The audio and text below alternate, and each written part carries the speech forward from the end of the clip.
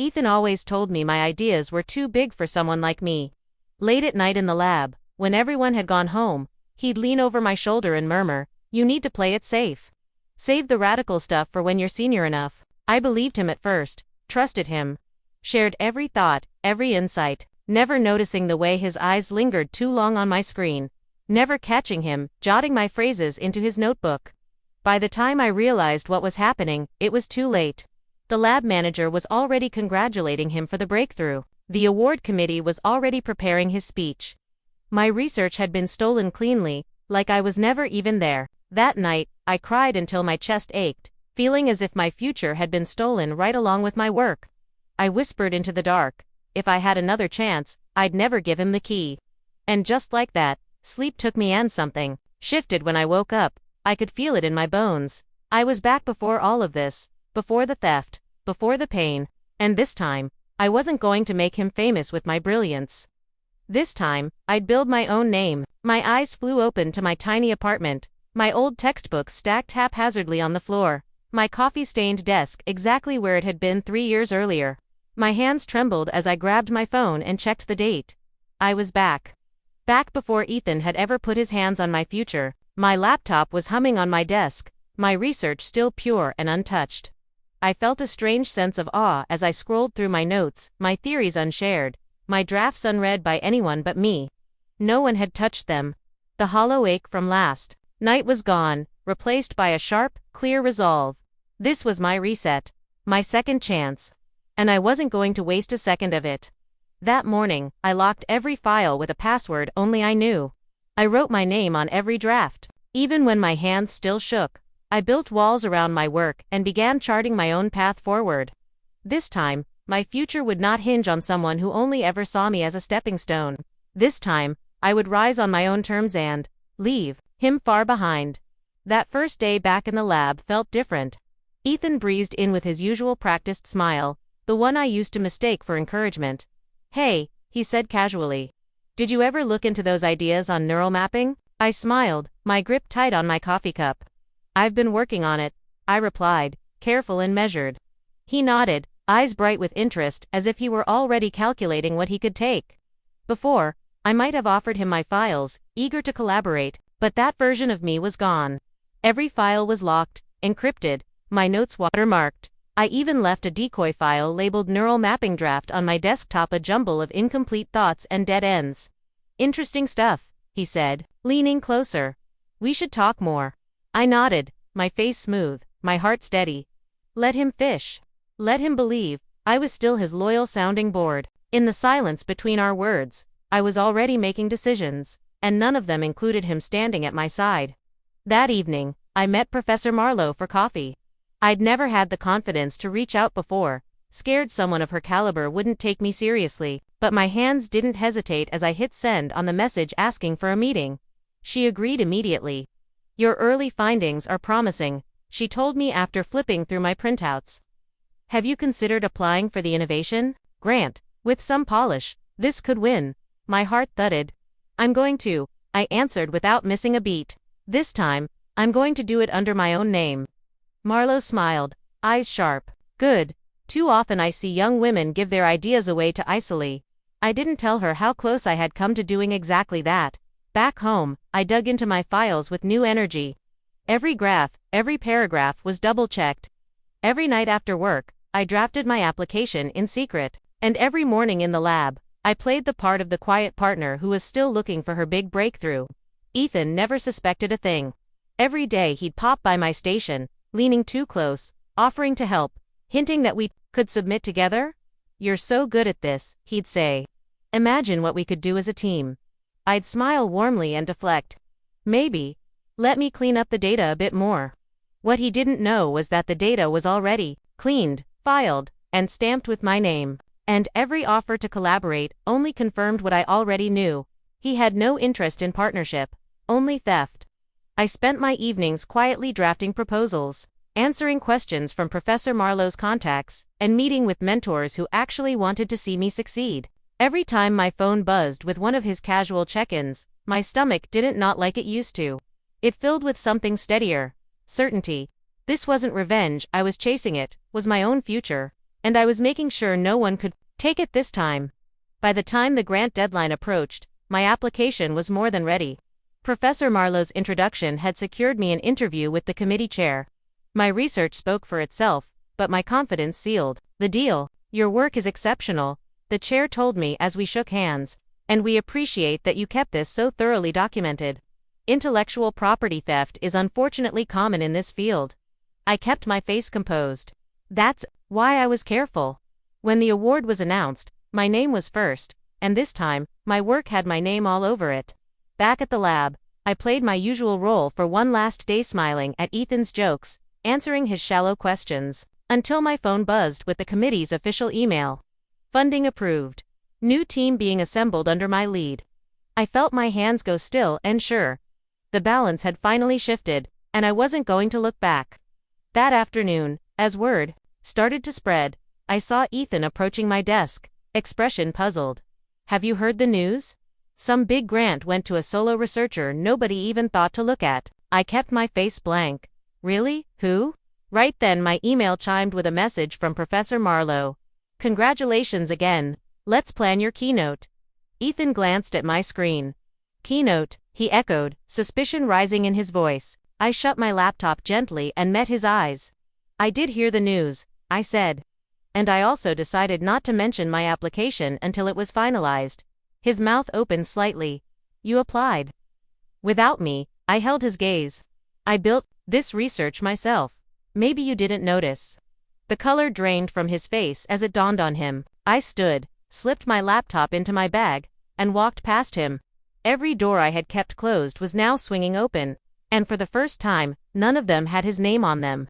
2 weeks later, my keynote was scheduled at the Innovation Summit. The lab buzzed with quiet gossip about my award, my project, my rapid rise. Ethan kept his distance, a shadow at the edges of every conversation, his easy confidence replaced by an uncertain silence. When our paths crossed at the coffee machine, he offered a brittle smile. "Never knew you had it in you," he said lightly, but his hands were trembling. "That's the thing," I answered, stirring my cup. "You never did look at me properly." He said nothing, and I left him there, feeling the weight of my own lightness. Outside these walls, my work was making waves.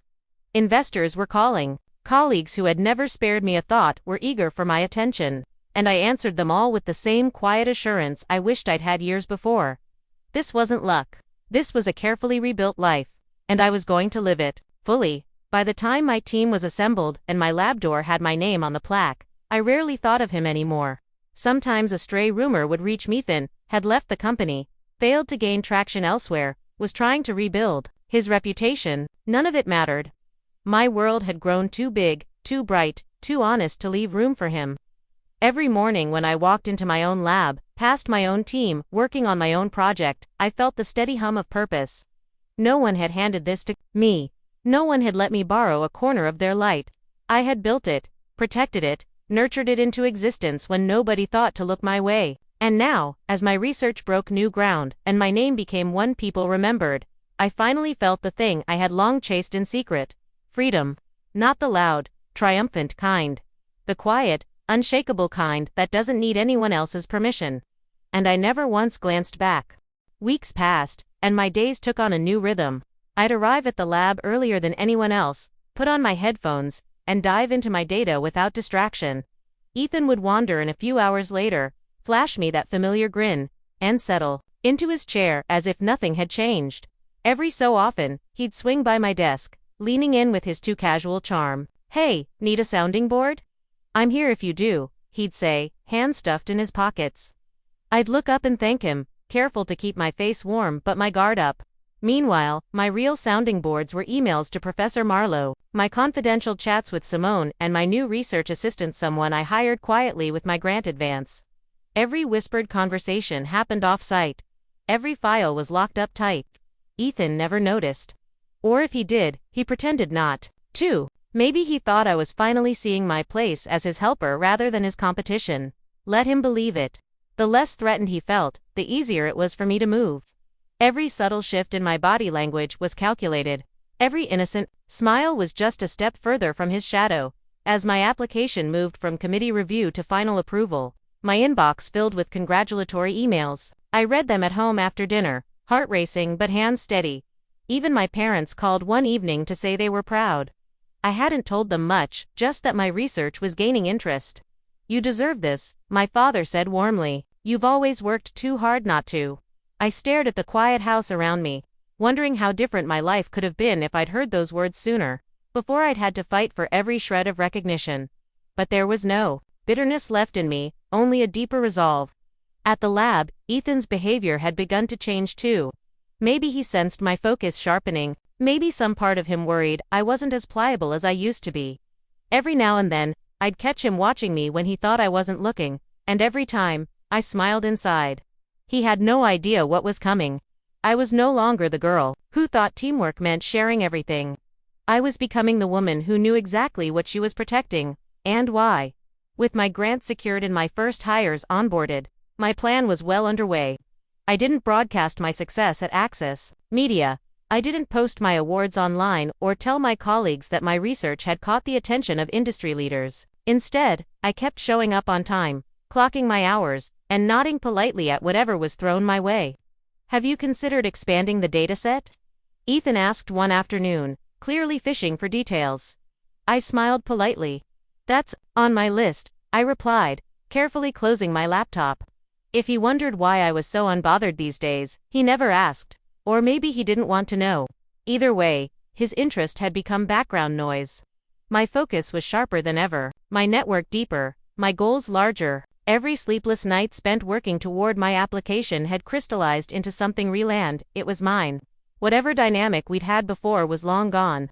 I was standing on my own foundation now, and if he thought I still needed him, that was his mistake to make.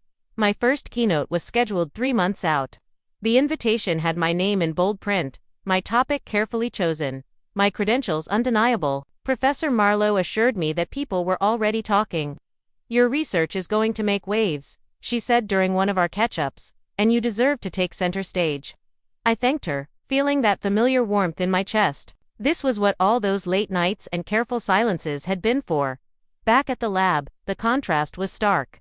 Ethan was still writing on borrowed concepts, his presentations growing thinner as time went on. Rumors whispered that the senior team was beginning to notice. I kept my expression neutral whenever someone mentioned him, my hands busy with my own work. Some part of me felt a twinge of pity but not enough to speak up. The version of me who would have rescued him was long gone, and every time I ignored his subtle bids for attention, I felt lighter. I was moving too fast to look back. 2 weeks before my keynote, Access Media held its quarterly mixer. Investors, researchers, and senior staff gathered in the glasswall lobby. Ethan clung to my side like we were still an unbreakable team, making jokes at my expense and laughing too loud to hide his nervous energy. You always did do the boring data stuff, he said in front of a small group, winking as if I'd appreciate the jab. I smiled politely, feeling nothing but a quiet certainty. And look where that data led, I replied evenly. The conversation shifted after that. One of the guests, a venture partner I'd been emailing privately for weeks, smiled knowingly. I'm looking forward to hearing your keynote, she told me as she handed me her card. Ethan froze, eyes flicking between us, clearly realizing, too late, that I was moving in circles he hadn't anticipated. I tucked the card into my pocket without fanfare. The game had already changed, and for once, I was the one setting the pace. When the night ended, I walked home under the city lights, my heels clicking against the sidewalk, my hands wrapped around the edges of my coat like a shield. I thought about all the years I had doubted myself, all the hours I had spent making sure someone else looked good. That girl was gone. In her place was someone sharper, surer, someone who knew exactly who she was becoming. My keynote would go live soon. My team was finalizing their first public reports. And every brick I'd laid in secret was now becoming a structure too solid to hide. There would be no dramatic confrontation with Ethan, no public airing of what he'd stolen. That wasn't my style, and frankly, it wasn't necessary anymore. My success spoke louder than any revenge ever could. When I finally stepped on that stage, my work would do all the talking. And as for him, he'd have to listen from the sidelines.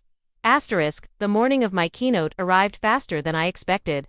Standing backstage in a tailored blazer and heels that felt more like armor than shoes, I took one long breath. The murmurs of the crowd filtered through the curtains. Researchers, investors, mentors, even a few familiar faces from Axis Media. None of it scared me. If anything, it filled me with a strange, electric calm. Professor Marlowe found me just before I went on. "You've earned this," she whispered, gripping my hands. "Speak like you already own the room." And then they called my name. I walked out into a sea of polite applause and curious gazes. The slides appeared on the screen behind me, each one bearing my name. Every graph, every breakthrough was mine. My voice was steady as I walked them through my work, my findings, my future. And as I spoke, I felt years of being overlooked and dismissed evaporating under the stage lights. This wasn't luck. This was what I had built while nobody was watching. When I paused for questions, hands shot up. Smiling, I answered each one like someone who never doubted they belonged there. By the time I stepped off the stage, my phone was already lighting up with messages. Investors requesting meetings. Researchers wanting collaborations. My assistant greeted me in the hall with a satisfied smile. "That went even better than we hoped," she said. I laughed softly. "I know." Outside the conference room, a small crowd had gathered around me before I could even take a sip of water. A tech reporter asked for a quick quote. A startup CEO pressed a business card into my hand. It felt surreal but not surprising. This was the future I had created, one quiet decision at a time. Across the crowded room, I caught a glimpse of Ethan lurking near the exit. His arms were crossed, his face tense. Our eyes met for one fleeting second. I didn't smile. I didn't frown. I simply held his gaze long enough to make one thing clear. This was my moment. And I wasn't going to give it up for anyone.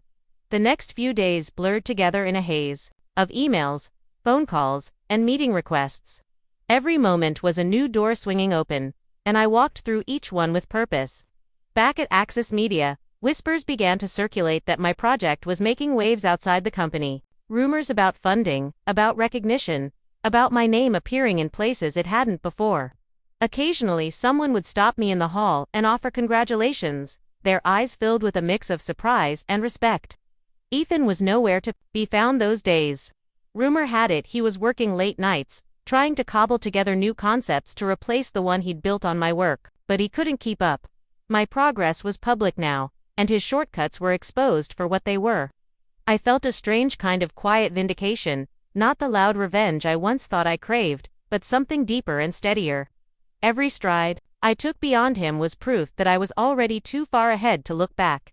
As my lab grew, I brought in new talent, young researchers who reminded me of myself before I learned to lock my work away. I trained them carefully not to fear sharing ideas, but to protect their brilliance fiercely. It was one of the most satisfying parts of this new chapter, making sure they'd never be taken advantage of the way I had been. Professor Marlowe stopped by one afternoon to review our progress. "You're creating something real," she said with approval. "And doing it your way." I glanced around at my team, at the drawings on the whiteboard and the energy buzzing in the room. This was my way. And nobody could take that from me. Late that night, as I updated our latest datasets, my phone buzzed with a message I hadn't expected. It was from Ethan. For short words on the screen, "We need to talk." I stared at it for a long moment, then tucked my phone away without responding. There was nothing left to say. That week, Axis Media held a company-wide meeting to announce some changes. The buzz was that investors were pulling back after a string of underwhelming projects and failed pitches. From what I heard, leadership had started pointing fingers, the name most whispered, Ethan's. I attended the meeting quietly, mostly out of morbid curiosity. Ethan spoke nervously at the podium, his hands trembling as he outlined vague new directions. When he scanned the crowd and his gaze briefly landed on me, I held my face neutral. Gone was the charming confidence he'd once wielded like a shield. Without my quiet support in the background, his presentations fell flat. The meeting ended in a murmur of dissatisfaction as everyone shuffled out. I took my time gathering my things, feeling no triumph, no pity, only certainty. What had happened was inevitable. Without me propping him up, he had nothing real to stand on, and I had already built a world where he was nothing more than a distant name. That month, my company crossed a milestone I'd once only dreamed about. Our client list had doubled. Our funding round had closed at a valuation that made headlines. Our team felt like family, driven by purpose instead of fear. Even Professor Marlowe teased me one evening as we reviewed new research. "You do realize you're becoming one of the most sought-after innovators in this space, right?" I laughed it off. But inside, I felt a deep, quiet pride. Every late night encrypting my data, every careful meeting in quiet cafes, every moment of silence instead of sharing too much had all led here. And the best part, none of this relied on anyone who'd ever doubted me. I'd built this on my own terms. When the press requested interviews, I agreed selectively. When investors asked for pitches, my team handled the decks with skill I'd nurtured. Every decision was measured and calm.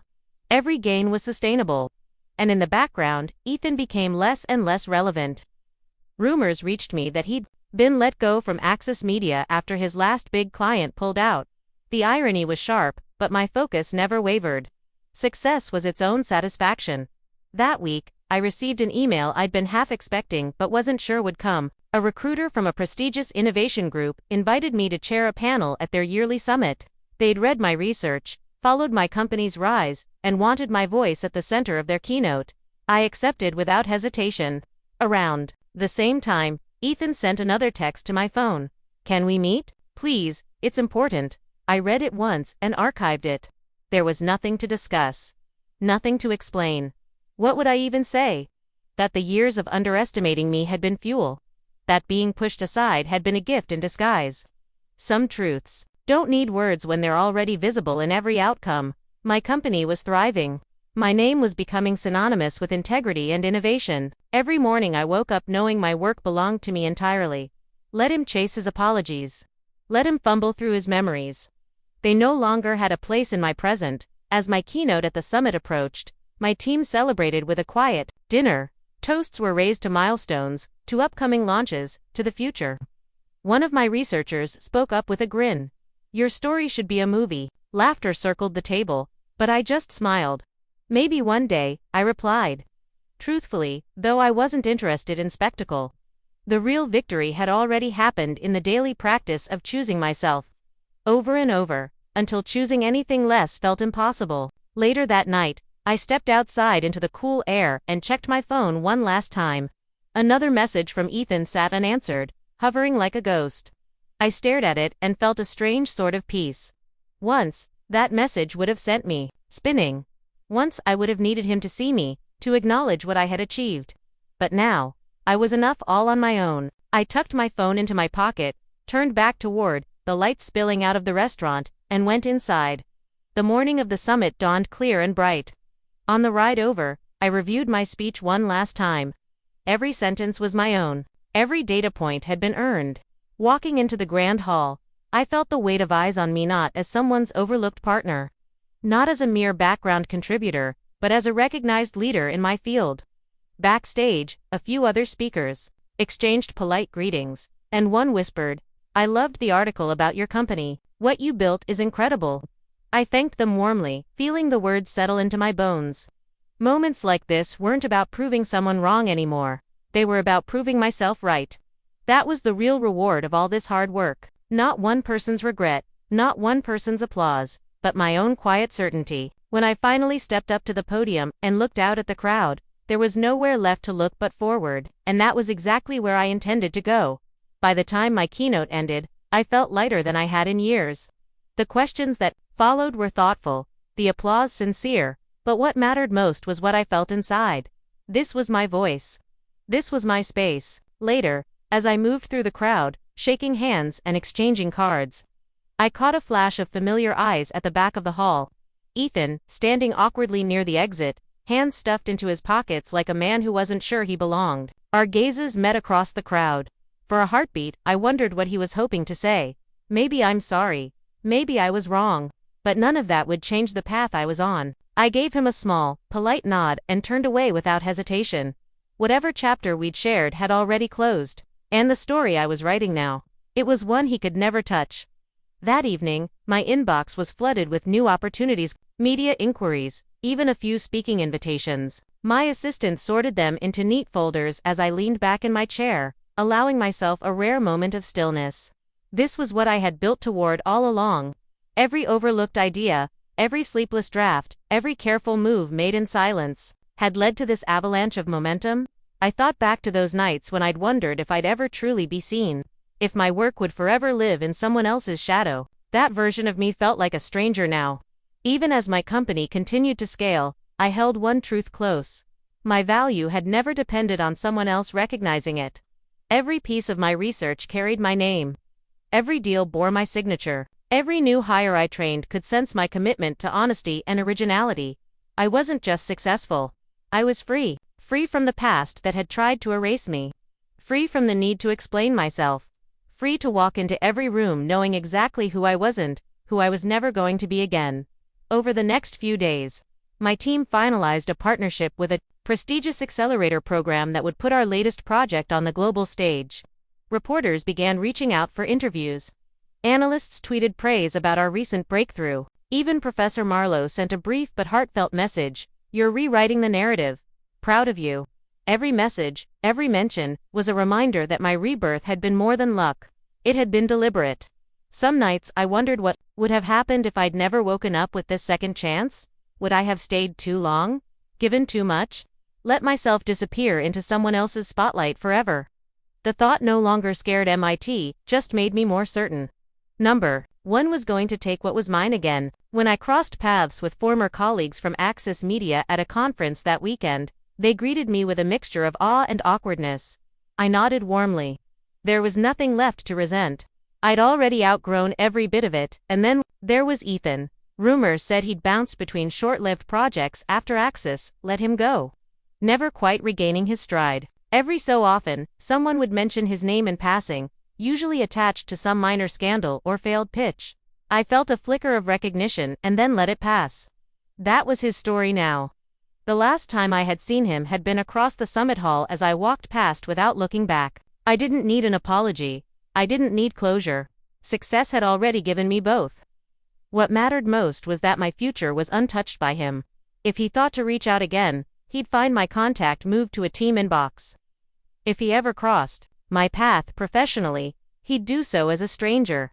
My days were filled with decisions too significant to leave space for the ghosts of my past. Every morning, I chose to live in the present, surrounded by work that challenged and fulfilled me and people who celebrated my light instead of trying to steal it. As my company prepared to announce its next big project, a long-term initiative centered on mentoring women in tech and research, I felt a deep sense of completeness. This was the kind of future I had once only dared to imagine. I wrote the press release myself, savoring the simple joy of putting my own words to my own work. When my team gathered for the announcement, I looked around at their faces and felt gratitude deeper than anything revenge could have offered. None of this had been handed to me. Every contract, every insight, every relationship had been built with intention. I thought briefly of my former self, whispering into the dark for a chance to do it all over. If I could, I'd tell her it would be hard, that there would be lonely nights and steep hills. But I'd also tell her this: when you choose yourself, the whole world eventually rises to meet you. And that's a kind of power no one can ever steal. And so the story ended, not with some grand reckoning, but with a quiet, enduring peace. The kind you earn after proving to yourself that your ideas, your voice, your vision, are more than enough. Wherever Ethan was now, I hoped he'd learned something from the space my absence had left. Wherever I was going, I carried with me the knowledge that I was exactly where I was meant to be. Stronger for every betrayal, wiser for every setback, and unburdened by every voice that had once told me I was too much or not enough.